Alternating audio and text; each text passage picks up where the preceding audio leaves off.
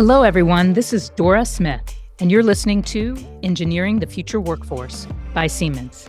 On this podcast, we explore emerging and best practices that are empowering the next generation of talent. The series showcases conversations with leading voices from academia and industry who are committed to improving learners' digital skill set and mindset to accelerate innovation. Subscribe wherever you do podcasts.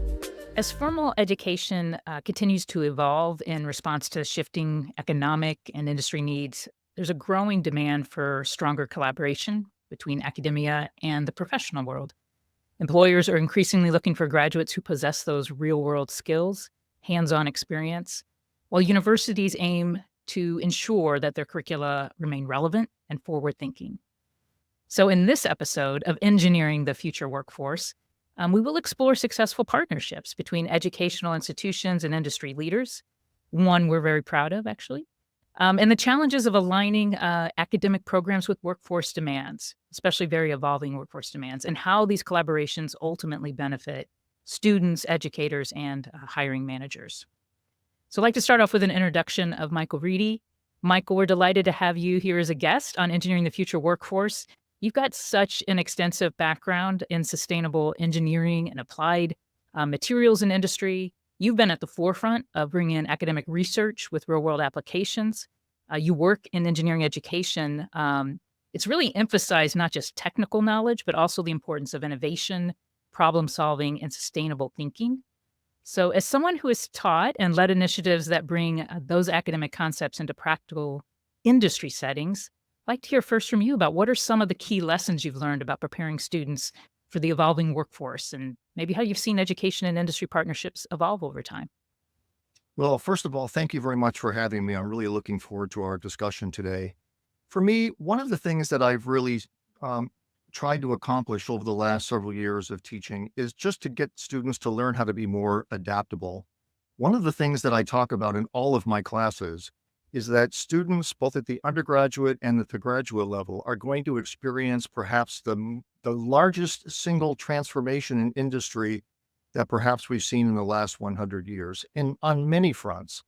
Just think about where electric vehicles are going in terms of not just cars, but buses and even electric airplanes. That's all going to be taking place predominantly over the next 10 years or so. Even right now, wind and solar power, at least in the United States, produce more electricity than coal does, coal-fired power plants. And so we're seeing an entire transition of the electrical power generation industry. And students are going to be right in the middle of that. So while we teach plenty of fundamentals, one of the things that we try to talk about is the world is changing very rapidly, and we need to be prepared for it. And those are one of the things I think is really important for us as educators to pay attention to. Michael, that's fantastic. And we are also honored today to have Christy with us, Christy Bozic from Duke. Christy, your experiences in engineering education and industry partnerships have given you a truly unique perspective on how we can better prepare students for that world that Michael just talked about. So thank you for working closely with the universities and employers to ensure that the academic programs align with industry demands as well as academic. And this is in an area that is becoming even more critical than ever with sustainability. So as we get started, one of the biggest challenges we often hear about is the disconnect between what students learn in the classroom and what employers expect in the workplace. So Christy, from your perspective, what are the biggest gaps that still exist and how can we close them? That's an excellent question, and one that isn't just focused on sustainability or energy or really pick any industry, right? I mean, the difference between what students need, what employers are expecting, and what academia provides is always changing, and it feels like the faster that technology is developing, that gap keeps getting wider and wider. And there's, pockets of excellence in every program where students are learning those new skills. But it feels like technology is just moving at such a rapid pace that it's hard for us as educators to be able to predict what those skills of an incoming first year student will be 5 years from now and make those changes when perhaps that technology doesn't even exist today, or things are moving so rapidly that I think one of the as educators and even as students, they're realizing that the ability to adapt and learn and seek those skills outside of just what they're learning in their classroom throughout their experience in higher ed, they are actively seeking very specific skills-based education in addition to their disciplines, whether it's in engineering or technology or whatever it may be. Students are really in tune to those needs and are recognizing and finding places for them to, skill up themselves in addition to what we're offering at the university. So I think what we're doing with industry collaboration and having just this constant feedback loop with students at the center of that is really of benefit to the university, to industry, and especially to students. That's You so know, dynamic. Oh, Dora, please. Sorry. Well, you kind of lead into where I think we wanted to go, Christy, in talking Yeah. about academic industry partnerships. But I had a quick follow up in thinking about those skills. I mean, you taught and interact at the undergraduate and the graduate level, and in professional skilling programs with companies. Do you see the gaps really different depending on if you're a current undergrad student, future workforce, or those that have been working 10, 20, 30 years? Um, that's an interesting question. I'm not sure I have the answer to. I think the new student, the year one, or even the new graduate student, understands the need for computational thinking and to be able to make decisions using large data sets, to use technology to their advantage. People who have been out in industry for a while also see the need, but maybe perhaps don't know where to go, or where to even begin to find those, or may even be intimidated to really seek that knowledge. So I think as industry, large employers can play a role in making professional development available in a really easy with really easy entree points for their current employees, in addition to requiring it from new hires. Why not make lifelong learning, part of their corporate culture? Yeah. And maybe some power in putting those two personas together, right? So that you Right. have fresh hires and more senior learning together. If I can interject a comment on that too, just to support Christie's comment about sometimes the time lag between what's going on in industry and how we in the educational community can respond to that. It's tricky. I mean, having created several new courses myself, those can take upwards of a year just to get approved and through the system. And by then, you are in the thick of what's actually going on out there in the real world. So, one of the real advantages I see of these industry academic partnerships is by recognizing much earlier on than when you're in the middle of it, of what are the key issues that students need to be hearing more about so that we can prepare them in the timeframes that we can within an academic environment. Michael, as you're talking about that, it makes me wonder also from your perspective, if you could shed some light on your background with industry, because when you look at some of the challenges that companies are facing with recruiting recent graduates, everything that you and Christy just shared, it is helping determine what that future culture is going to look like in the workplace. So, can you give us some of your background and also maybe address a little bit about how stronger collaborations between universities and academia and industry would truly benefit together for their Sure. students? Let me take a stab at that. First of all, I grew up in the 60s and 70s. Those were my formative years. And that was a point in history where we were becoming much more aware of our negative impact that we had on the environment, that we humans were actually sort of creating. And so I think that really resounded with me in the sense of much of what I've done in my career. Somehow I go back to when I was in elementary school and the kinds of things that I worried about and did back then. I became a materials engineer because I thought it was a fascinating area with a lot of new things happening in composites and new high temperature materials back in the 80s and 90s. And I ended up working on all kinds of projects, mostly related to environmental challenges, whether it was clean air related, clean water related, and more recently, clean energy related. And so for me, doing that from an industry environment allowed me to see sort of firsthand what are the challenges. Not all the challenges are necessarily technical, a lot of them are economic. We may have the technical solution, but if we can't implement it for one reason or another, that's important. And I think being able to see that sort of practical side of what goes on in industry and then being able to teach that in the classroom over the last 10 years or so has made a real difference. I mean, the way I look at it is students today, and particularly students today, the younger ones notably, they really want to have an impact on the world in a very positive way. So when we start talking about sustainability, for instance, and the environmental impacts that we all have, we can talk about global climate change and things like that, but not from a depressing standpoint, like, oh, what's going on, but what are the opportunities that represents that technical people, such as engineers and scientists, who are the people I typically interact with, what are the kinds of things that they need to get excited about so that they can have the solutions ready to go after working on them for a while in their career? So for me, that's the dynamic of at least the connection between my experience and industry, and then being able to relate that to what I would say is sort of getting students excited about what's possible in industry while they're still in their academic environment. So that's certainly a positive thing.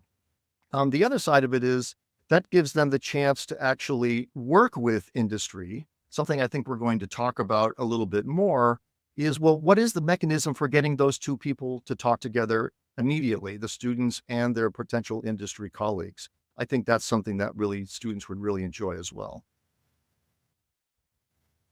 You guys got me thinking, and, we're talking about academic industry partnerships. Obviously, we've been partnered for a number of years as we're working together on the collaboration of the sustainability and circular economy microcredential. And maybe that's a good place to talk a little bit about, was there anything through that process of what we all were sharing back and forth that, I don't know, surprised you about how we might collaborate differently in the future, how we might weave in more timely, real world use cases? I think you guys came to an event and saw some of additional things that Siemens was doing from a sustainability standpoint. Was there any aha moments or any just surprises or just some really interesting takeaways that you'd weave into future partnerships?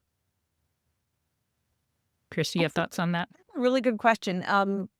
So let me start with the ahas first, because I think I look at it more from a business culture perspective, and spending time with all of the content experts that we were able to connect with through the development of the curriculum, going to the Siemens Live conferences. One of the things that was a big takeaway for me is how the sustainability was really part of the Siemens culture. And that was a big aha moment for me, because that having so many different divisions, software, but there were very distinct centers of excellence all across the entire company.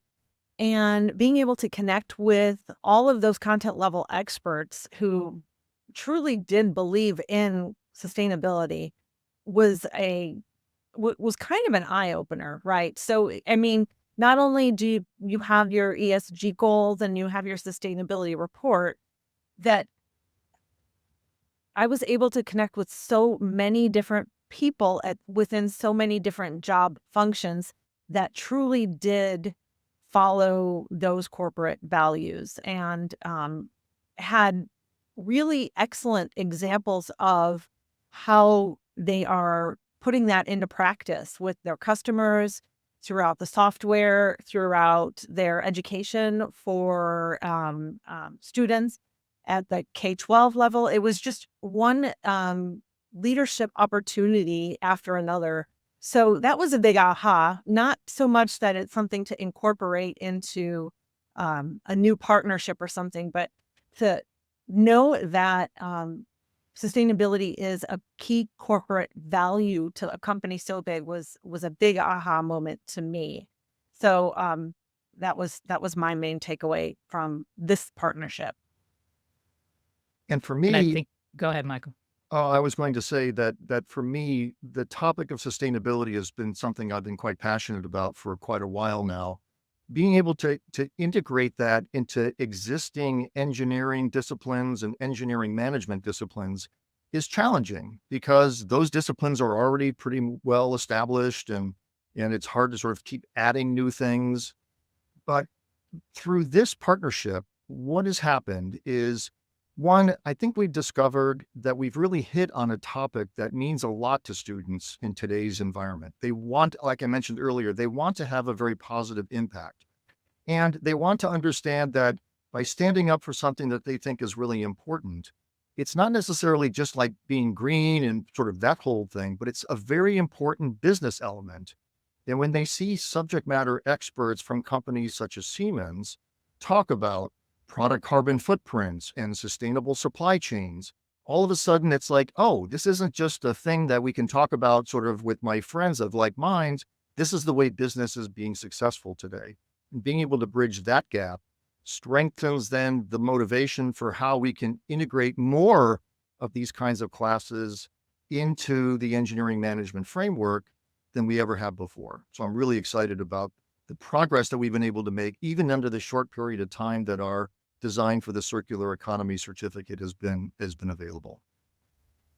Yeah, we're really proud of the work too, because for a couple years leading up to this, I think you guys participated in some of this. We had a Skills for Sustainability Network, which was educators and students, and the student surveys really indicated that while they had learned a little bit about climate change and we're hearing about that, they didn't understand that whole economic piece. And there's so much, Michael, in the materials that you teach in those courses that really help you understand our role in the world and the planet and how it all comes together. The impact you're saying of the 50s and 60s and the growth and the there were just so many resources you shared in that. So for anyone who hasn't gone through that material, I really encourage it. But yeah, we're proud of how that's really able to address some of the gaps that those students self-identified they weren't getting.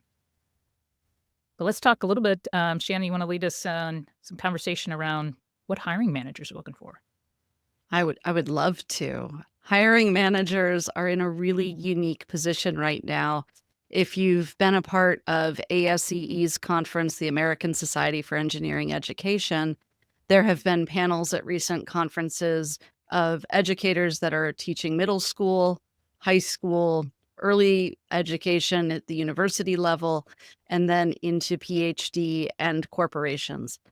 So as we look at how quickly generations are continuing to evolve, it's really making an impact at each of these levels. And I think hiring managers are seeing something in ways that they haven't seen before with what the skill sets are that the new person coming in has and how to leverage those on teams. So Michael and Christy, I would love to get your feedback and thoughts on what it is that you see for hiring managers right now that really is critical for them to think about and what that shift might look like for them right now, even. I can jump in from a general perspective, and then I'll let Michael talk a little bit about sustainability in particular. But and I know that we've all seen this at a macro level, right? One of the things that hiring managers are really placing value on is, of course, education always, but skill in particular, and specific skills for specific jobs or functions, right? And how do let's talk it from a student perspective, or even a early career professional. How do people prove that they have those skills, right?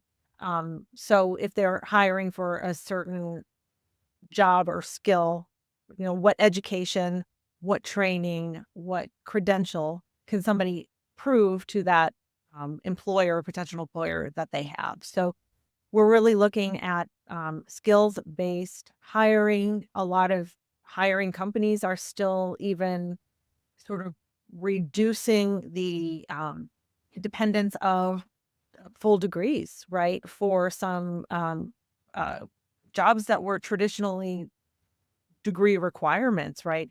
Going to more of a skills based. Show me what you can do.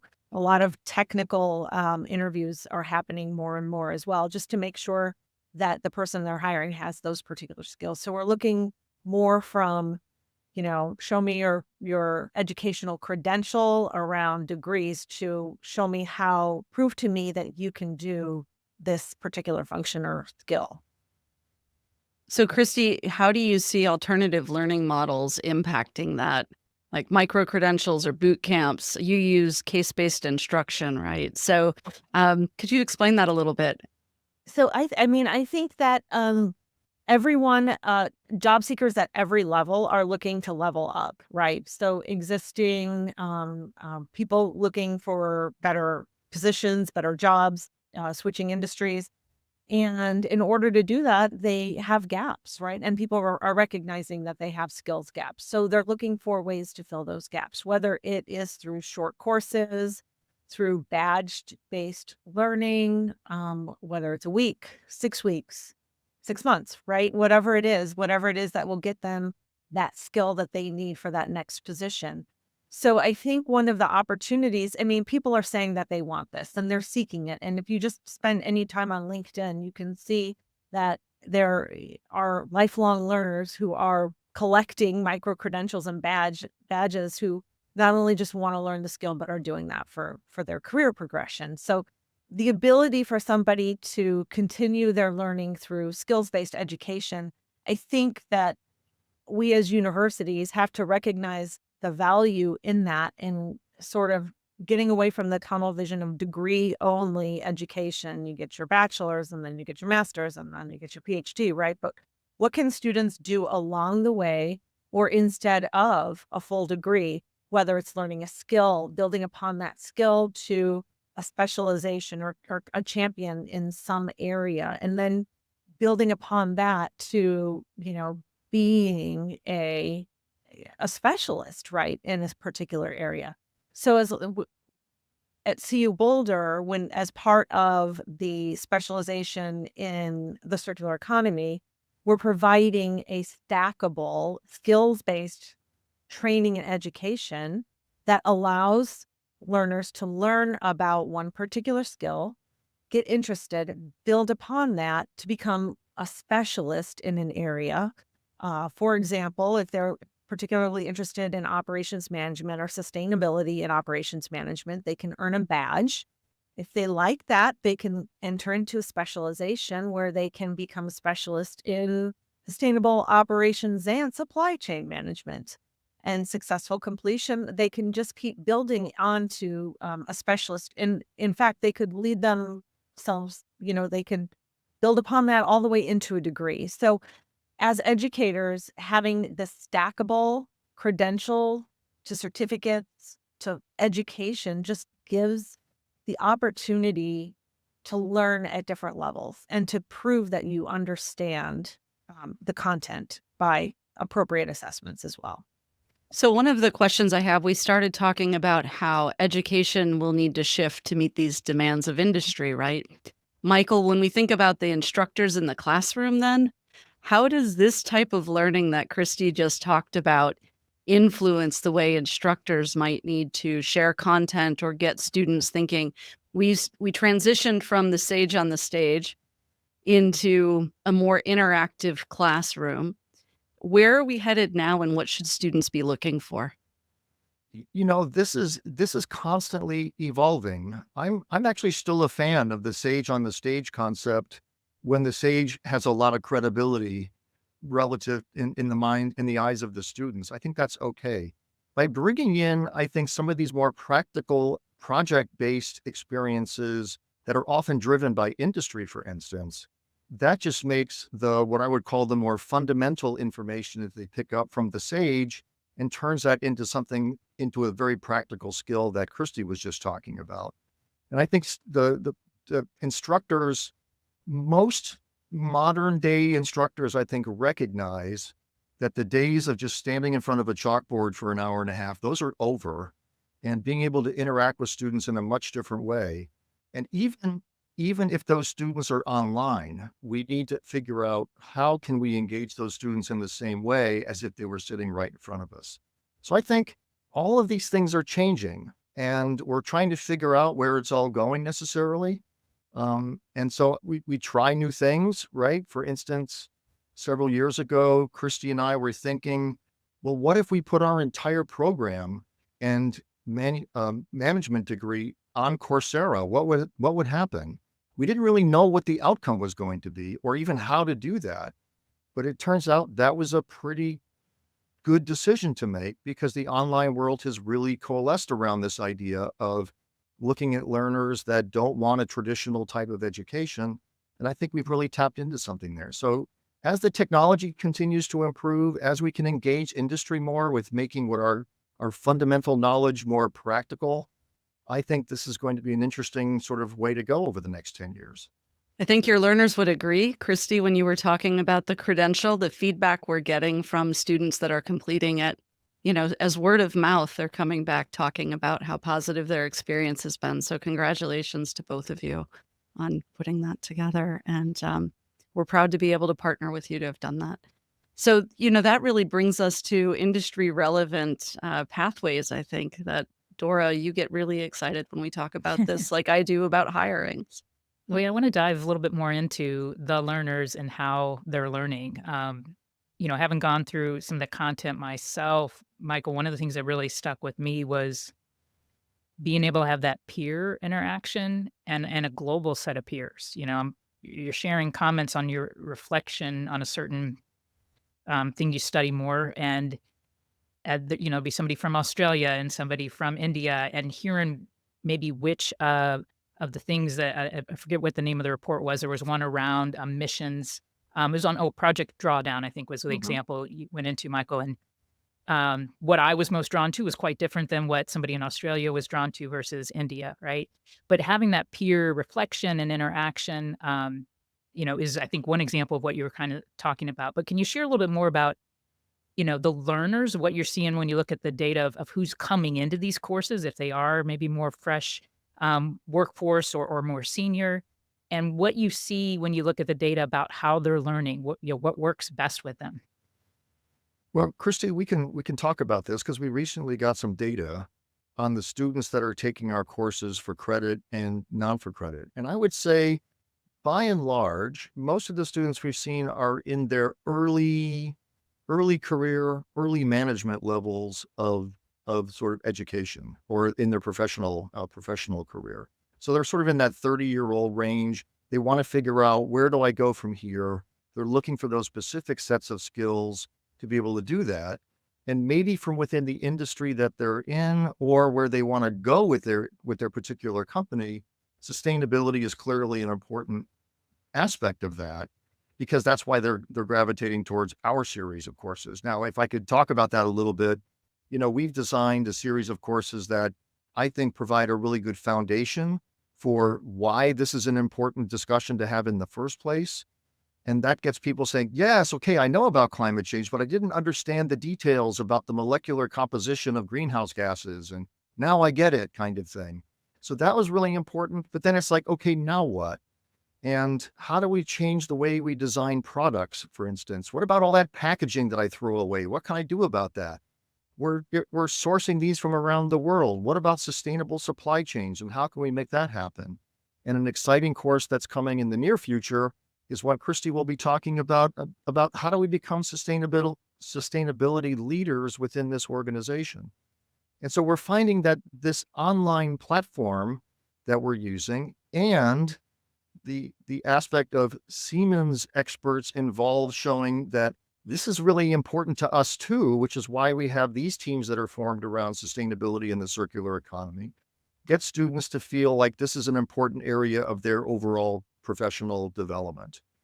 Where I think this is changing, and I don't know where it's going to end up in the future, but this idea of being able to communicate with peers in India and Australia and the United States and wherever is a relatively recent phenomenon, so that the technology has allowed us to do all this somewhat simultaneously. And I'm only hoping that in the next 5 to 10 years, let's say the technology is going to be good enough that we can have an entire platforms of students interacting in ways that we don't even understand just yet. Because I still think that social interaction that students get by sitting in the classroom is really important. And if we can replicate that with, let's say, the next level of technology that we can be watching courses online, but I feel like my colleague is right next door, that would be a big breakthrough. Dora, something you did say about having just um, the broad range of learners from all over the world, from different educational levels, from different job functions, right?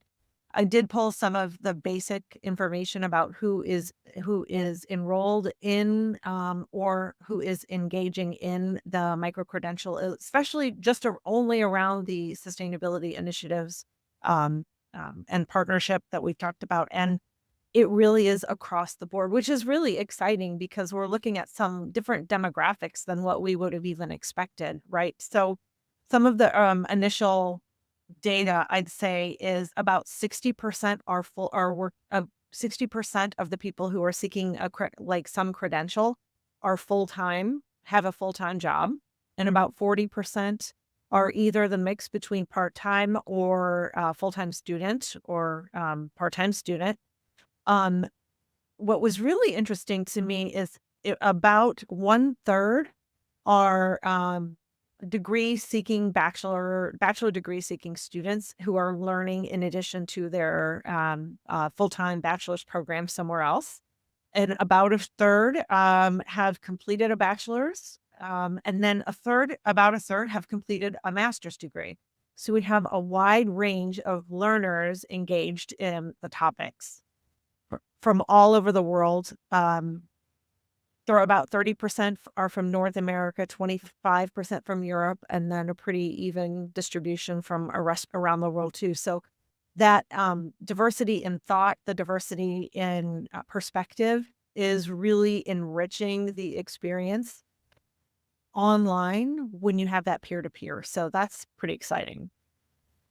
Yeah, that's great to see because Shannon and I were just on a call earlier with our head of aerospace and defense, and he was talking about when he was in industry, and I think he hired really 80% doers and 20% leaders. And with AI and the technological shifts, that really changing, and you need much more critical thinking across the board and higher percentage of critical thinking. And so it just got me thinking, Christy, about again more that we can do with that peer interaction or challenges and exercises that people do together to really try to work through that will help them develop more of that, I think, in the future. So excited to see where it goes. Yeah. Hey, can I go back to something that Christy had mentioned about the hiring manager question, which I thought was really intriguing of the skills that are necessary? Because I almost look at this from the other side of the equation, right? What do the students need to know to become really attractive to the hiring managers? And I think Christy hit on something that's really important, the idea of expertise and being an expert in your area. I mean, many of the people that we interface with are engineers or science people that will ultimately end up in industry in some way or another. And so being able to be an expert mechanical engineer, materials engineer, or let's just say, geodetic science person, that to me is the foundation that you have to have for somebody to really want you. The next step for me that's really important is if you're going to be working in industry and for a business, you have to understand why that business exists in the first place. And being able to speak the language of business is also really important, which is why I think the engineering management program that we're parts of is also really key. If you're an undergrad, it's really good to know something about money. And so engineering economics or maybe project management is going to be important. For graduate students, it's corporate finance. How do you read a P&L? Those kinds of things are also important to be able to bridge the gap between your technical world among your engineering peers and everybody else in the business that may be more focused on other elements. And being able to communicate all of that is really key. So of course, we all talk about communication and those sorts of skills, but being able for a technical person to communicate to a non-technical person, to me, is a skill that really separates those engineers from those engineers that are going to be business leaders in the future. And for me, and this is where some of the partnerships become even more important, in that in today's world, well, maybe from my own perspective, but I think students today are starting to look at everything that they do through the lens of sustainability and what we hope through this new certificate, the circular economy. What am I doing? And is it going to help the environment? Or is it going to help, let's say, the social equity of the people that are involved in the programs that I'm involved in? Those are the kind of things that they want to know about. And by partnering with companies that can really bring this to the fore, I think that really drives the message home in terms of what students really need to do to be successful in their jobs. I like that analogy to language, right? We talk about trying to build out digital mindsets, digital skill sets. And I think, Michael and Christy, what you have built here is really about that sustainability mindset and embedding that as core. And it is a different language. And depending on whether you're coming at it from a finance or an engineering perspective, that language can be different. And so I think that's a lot of what you expose people to in the content of this. Well, and that's just one aspect. Those are things that I'm particularly interested in. But of course, if you talk to an aerospace person, there might be other areas of interest that they really need. And I think by partnering with the academic universities nearby or the online platforms that exist, this is a way of actually getting that specialization. If you're already technically an expert, what else can you do to sort of specialize in the area that's most important to your company? I think that's a real advantage of these sorts of industry academic partnerships as well. Michael, as you bring that up, and one of the most impactful areas that I've seen is really this partnership between what you and Christy have built with Siemens. This has been really at the forefront of a lot of conversations. Christy and I were on a panel a number of years ago talking about micro-credentials and the impact. When you think about what are some of the best examples of collaboration, this is one of the first cases that comes to mind. I'm also curious, though, what you see as an example of collaboration that's outside of the Siemens connection with you. What would that look like? And how would you measure or assess that if you were going to find a new partner? What's the rubric for collaboration? Exactly. Exactly. Well, it depends. Let me state it this way. I think one of the things that we both have to recognize, and by both meaning those of us in academia and those of us in industry, is that fundamentally our missions are quite different, right? I mean, academically, the reason that we're at a university is to expand the knowledge base and the science of everything that goes on in the world. And for me, the mission of business is to take that knowledge, translate it into some useful product or service that can actually benefit the company and the people making the company and its customers. And those are two different kinds of things. So one way of making this really worthwhile is that both sides recognize what the other person's mission really is. And that gets really past a lot of the challenges that I have seen in trying to do this from either direction, either from the industry side or from the academic side. But once you get to that point and you start to say that, if I partner with the university on even something as simple as a senior design project, that immediately gets the industry connected with the students, and the students now work on a very specific problem that's important to industry. That's the way that you start building the interactions that you want. Then you can grow from there. The kinds of things that we've done with Siemens, I think, could be replicated with many different companies and universities across the world, just by saying, hey, we have a mutual interest in getting students and our future employees to be better at this particular topic. Let's try to put together a program that helps them get there. And I think with that sort of common goal, it's a much easier path forward. So your rubric would be find a common goal, a common mission to align on, it sounds like. I think so. I think so because let's just say my PhD was funded by industry, which back in the day essentially wrote a check as a grant to the university. And the only expectation was that they would be able to read my papers that were coming out of the PhD research.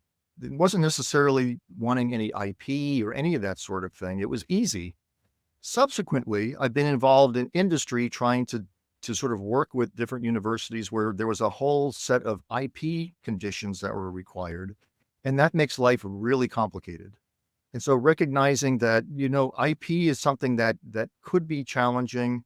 How do you work around that so that the mission of the university is met while the mission of the industry is met? And the people that really benefit are the students that are going to be transitioning from one to the other in the near future.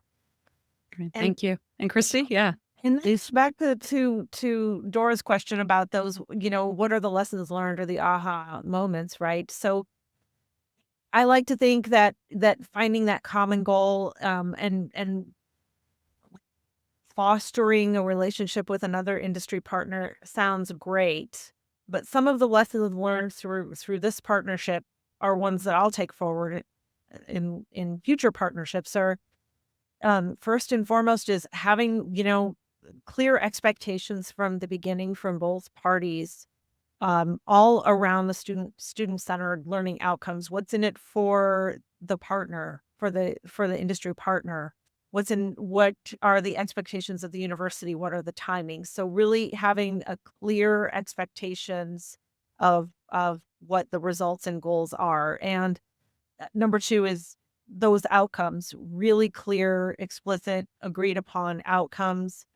One lesson we learned pretty early on is industry did a much better job around the project management than what the university does. I teach project management, yet what we needed to do was have someone on the university side really serve and in the role of project manager to make sure that those dates and those outcomes are being met and that everything is going on time, on budget, right? And then replicating that is going to be difficult, but it takes communication, constant communication about where you are, where you're going, what's working, what's not working, and being agile and being able to pivot if we need to, find other resources if we need to, just to make sure that we do meet those outcomes. And one of the things that Siemens has brought to the table that is really unique in any industry collaboration I've ever worked with is the fact that you have an academic partnership team that really understands what universities can and cannot do, how fast or slow we move, and finds the best way to set the expectations between those different speeds, right? So having Siemens really have that laser focus on partnerships with academia, that not all companies have that, right? And that makes a huge difference from a university perspective, that there is that conduit between industry and academia, particularly in terms of timing and how fast versus how slow things move. So I think having that focus and that specific group made a world of difference. That's really interesting insight. I think that at Siemens, we use the term clock, is it on clock speed or is this on project speed, and kind of talk through things a little bit differently. But at the university setting, you're in the semester mindset. So it becomes really easy to think, oh, I'll do this in 2025 in the fall and not have an alignment on when that timeline is, if there's certain budget that needs to be allocated at a certain point, et cetera. So that really insightful. Thank you for that. Shannon, can I add to that comment? Because I think that's spot on in so many ways. You asked about what other kinds of collaborations may be out there. I've been involved in two that have been, I believe, very successful. One, and they both involved a advisory council format. A couple of years ago, Christy and I were talking about how do we get our own engineering management program to be more aware of what are the major concerns going on in industry today. In the way that we decided to do that under Christy's leadership as the director of the program at the time was to just ask some of the regional business people to come and let's have a talk about what we're doing, what are the issues they're facing, and let's see if we can get some alignment on what has to happen. And what we learned by bringing in people from the biomedical component area, the aerospace industry, the sort of consumer goods industries, is that many of these people are facing very similar issues. the digital transformation being one that many of them talked about. How do we do this effectively? How do we make sure this gets spread out throughout the rest of the organization? And that was an area that we never really had on our radar screen necessarily. And we were able to start incorporating some classwork into that in a very, I think, fundamental way that those students then understood what the main challenges were going to be, regardless of what industry they were going in. I also participated on that from the industry side, where I was part of an industry organization that went to a particular university in the materials engineering field. And we talked about where the critical areas were in industry, all typically materials focused. But in that sense, the professors that said, oh, well, the kinds of things that we're talking about, we could certainly talk more about those issues and maybe get the students excited a bit more about, how do you design a silicon solar cell and those types of things. So I think a low risk strategy for encouraging greater industry participation in the academic world is to just get together on these industrial advisory council formats that occur maybe twice a year. And if you can get some broad participation, I think you'll find that it's a really beneficial thing for the program, as well as the students that are in the program. Great. Thank you, Michael. I think Michael's given us a lot of good homework and low-hanging fruit for all kinds of companies to get more strongly engaged with academia, which does lead us into wanting to just look ahead and see where the future of this alignment, what it could look like. And, Christy, you got me thinking, because I appreciate that you recognize we've tried to be more intentional about even bringing in some academic expertise in our company that really understand more about how academia works and our role in that. And vice versa. I mean, you two are great examples yourselves who worked in industry and then went into academia and could provide that perspective. Maybe there's a better way to do more of that. But I guess I just throw it out to you to say, if you look out 5-10 years from now, what do you guys really see as any innovations or trends? Or if either of you could just implement one major change in the education system to improve that alignment and that synergy, what would it be? Just one? You can have more than one. But My favorite question. If you had $1 million to spend, what would you invest it in? At Duke, we have a lot of industry engagement through our master's degree programs, and especially in our engineering management program. But one thing I, as a new director there, I'm really interested in exploring is the idea of doing exchanges, right? So if you've got a content level expert, and one of our new emerging areas of concentration that students are interested in, that employers are interested in, is in fact in digital transformation. So we are really building our digital transformation track within engineering management. I would really love to do a faculty exchange, right? So getting content level expert who's in industry, come to Duke and teach for a semester. We'll send a faculty member back out into industry to work on a project so that we've got just this constant renewal of what's relevant, what's industry focused, what our students need. So a low hanging fruit would be really those types of exchanges where I get more setting up a system where I have more deeper industry engagement with students, and that my faculty get deeper industry experience with what's new and what's relevant. It's a great idea. Michael, what about thoughts on your mind? Yeah. Yeah, no, this is a great question. I would say most of the faculty members and programs I've been associated with throughout my career love to have industry involvement. And maybe the mechanisms are not as easy given some of the issues we talked about earlier, but I'm going to almost turn that question around and say, what are the things industry can do to become more involved in what's going on in the academic world? For me, this is the way I look at it. If industry wants better prepared students for the things that it's facing, that it needs to make sure that it's involved in the academic institutions to talk to the professors about these are the things that are really critical to us, and please let your students know. So what are the different ways that industry can involve themselves in academia? I mentioned the concept of industry advisory boards. That's very easy to do, and I think most educators really like that concept. Even low-hanging fruit like a $5,000 senior design project is a way of getting yourselves involved with these kinds of things. Or like this more extensive program that we've developed with Siemens, where the collaboration is multi-years long, much bigger, developing entirely new content, using the kinds of platforms where we can change things fairly quickly, the micro-credential, which makes it very attractive to the students. That's also a really positive way to do it. And I think you'll find there are a number of academics out there that would be very excited to look at any one of those models if industry were able to propose it to them.